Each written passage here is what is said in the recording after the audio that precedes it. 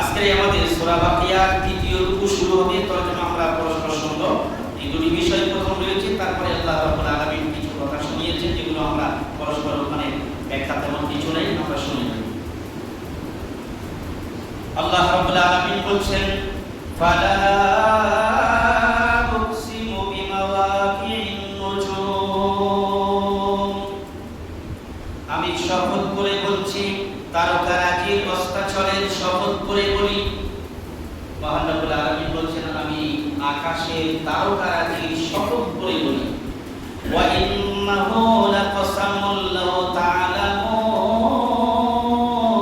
আযীম, আর নিশ্চয়ই এই শপথ হলো মহা শপথ, যদি তোমরা জানতে। ইন্নাহু লাকুরআনুন কারীম, নিশ্চয়ই একটি সম্মানিত কোরআন। ফি কিতাবিম মাকনুন, এটি একটি গোপন কিতাবে লিখিত আছে। লা ইয়ামাসসুহু ইল্লাল মুতাহহারুন, পাক পবিত্র ব্যক্তিরা ছাড়া এই কোরআনকে স্পর্শ করতে পারবে না। তানজিলুম মির রাব্বিল আলামিন, আর এই কোরআন হলো বিশ্বজগতের পালনকর্তার পক্ষ থেকে অবতীর্ণ। আফা বিহাদাল হাদিসি আনতুম মুদহিনুন, অথচ তোমরা এই বাণীর সম্পর্কে শৈথিল্য প্রদর্শন করছো। অথবা এই তরজমা এভাবেও করা হয়েছে, তবুও কি তোমরা এই বাণীর প্রতি শৈথিল্য প্রদর্শন করছো? এই বাণীকে তো পাক পবিত্র ব্যক্তিরা ছাড়া স্পর্শ করতে পারে না, সম্মানিত কোরআনের বাণী, আর এই সম্পর্কে তোমরা উদাসীন, শৈথিল্য প্রদর্শন করছো। বারবার মহান রব্বুল আলামিন কোরআনে কারীমের সম্পর্কে সতর্ক করে দিয়েছেন। আজকে আমরা আমাদের উম্মত, বর্তমান যুগের উম্মত, মুসলিম উম্মাহ কোরআন থেকে পিছিয়ে থাকার কারণে অবনতির শিকার। পৃথিবীতে মুসলমানদের উপরে যত জুলুম, অত্যাচার, যা কিছু বিপদ আপদ সব কিছু আসছে, সব কিছু কোরআন থেকে পিছিয়ে থাকার কারণে। সরাসরি কোরআনে আল্লাহ রাব্বুল আলামিন কি বলছেন? আমাদেরকে কোরআন থেকে সরাসরি শুনতে হবে। ওয়া তাজআলুনা রিজকাকুম আন্নাকুম তুকাজ্জিবুন, আর তোমরা এই মিথ্যা বলাটাকে নিজেদের জবানের খোরাক বানিয়ে ফেললে। কোরআনে কারীমের সম্পর্কে মিথ্যা, আমার বাণী সম্পর্কে মিথ্যা, আমার বিধান সম্পর্কে মিথ্যা, এই মিথ্যা বলাটা তোমাদের জবানের খোরাক বানিয়ে ফেললে, পেশা বানিয়ে ফেললে। মহান রব্বুল আলামিন কতটা ধমক দিয়ে এইভাবে এখানে বলছেন। ফালাউলা ইযা বালাগাতিল হুলকুম, তখন তোমাদের কি হবে? তখন তোমরা কি করো? যখন কোন ব্যক্তির জানটা, প্রাণটা এই গলদেশের কাছে এসে যায়, যখন কোন ব্যক্তির প্রাণ নিজের গলদেশের কাছে এসে যায়, আর তখন তোমরা তাকিয়ে থাকো ওই মৃত ব্যক্তির দিকে, তার প্রাণ প্রায় চলে যাবে, মৃত্যু সজ্জায় আছে, আর শেষ নিঃশ্বাসের জন্য এইভাবে মানে হাঁপাচ্ছে, মানে কষ্টের মধ্যে শেষ নিঃশ্বাস ত্যাগ করবে, সেই সময় তোমরা তাকিয়ে থাকো তো। ওয়া আনতুম হিনাইযিন তানজুরুন, আর তোমরা সেই সময় ওই দিকে তাকিয়ে থাকো, ওই ব্যক্তির দিকে। ওয়া নাহনু আকরাবু ইলাইহি মিনকুম ওয়ালাকিন লা তুবসিরুন, অথচ আমি তোমাদের চেয়ে ওই ব্যক্তির সবচেয়ে নিকটতম, সবচেয়ে নিকটবর্তী। মহান রব্বুল আলামিন কি বলছেন? তোমরা তো ওই মৃত ব্যক্তির দিকে তাকাও, তার মৃত্যু হচ্ছে, তার অবস্থাটা দেখো, দেখতে থাকো, আর আমি তো ওই ব্যক্তির একদম নিকটবর্তী। ওয়ালাকিন লা তুবসিরুন, কিন্তু তোমরা দেখতে পাও না আমাকে, তোমরা আমাকে দেখতে পাও না। ফালাউলা ইন কুনতুম গায়রা মাদিনিন,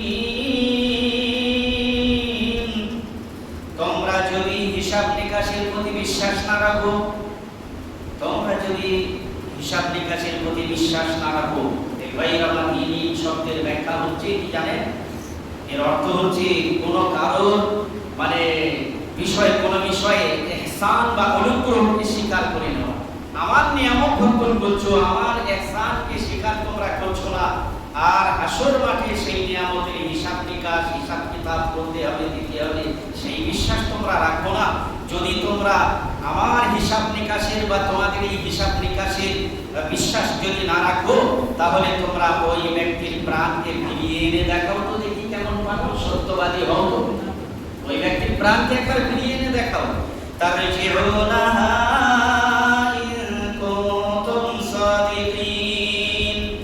যদি তোমরা সত্যবাদী হও, তাহলে করে দেখাও, একটিবারের জন্য ওই প্রাণ ফিরিয়ে এনে দেখাও। আমি নিয়ে নিয়েছি, তুমি ফিরিয়ে এনে দেখাও না, তোমরা কেমন পারো। ফাআম্মা ইন কানা মিনাল মুকাররাবিন। অতঃপর এই সূরার শুরুতে মহান রব্বুল আলামিন বলেছিলেন হাসর ময়দানে মানুষ বা বান্দারা তিন ভাগে বিভক্ত হবে। এই যে ব্যক্তি এক্ষুনি মারা গেল, যার জান কবজ করে নেওয়া হলো, অতঃপর এই ব্যক্তি যদি কিনা একদম সেই আরশের সামনে যারা থাকবে তাদেরকে কি বলা হয়েছিল না জানেন? as-sabiqun as-sabiqun, অগ্রগামীরাই হবে অগ্রগামী। আল্লাহ রাব্বুল আলামিনের একদম সামনে তাদের সম্পর্কে বলা হয়েছিল উলাইকা হুমুল মুকাররাবুন, উলাইকাল মুকাররাবুন, তারাই হবে নিকটতম ব্যক্তি, আল্লাহর নৈকট্যশীল।